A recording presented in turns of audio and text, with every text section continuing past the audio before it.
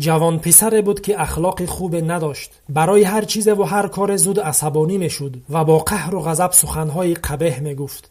حتی پیرمردها نیز از رفتار و گفتار آزاردهنده او در امان نبودند.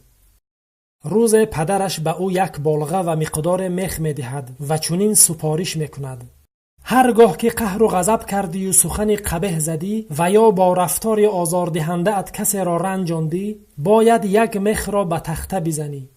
روز اول جوان پسر چندین تا میخ را به تخته زد. وی کوشش میکرد اخلاق بد خود را اصلاح کند. بنابراین روز به روز میخها کمتر به تخته زده میشد. 3-4 هفته گذشت. در این مدت جوان پسر فهمید که میتواند اخلاق بد خود را اصلاح نماید و خشم و غضبش را اداره کند.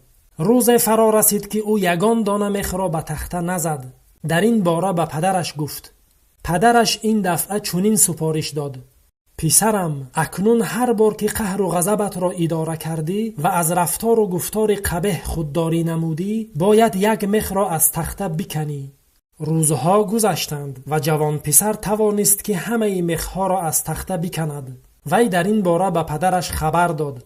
پدر دست پسرش را گرفت و نزد تخته برد و گفت: آفرین پسرم، تو سعی و تلاش خوب کردی، اما به سوراخ‌های تخته نگاه کن. این تخته دیگر هیچگاه مثل پیشتره اش نمی شود.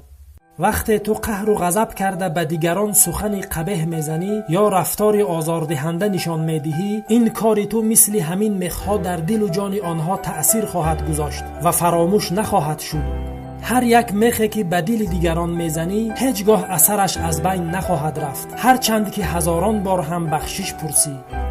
زخم بدزبانی هیچگاه از بین نمی رود. زخم بدرفتاری هرگز ناپدید نمی شود.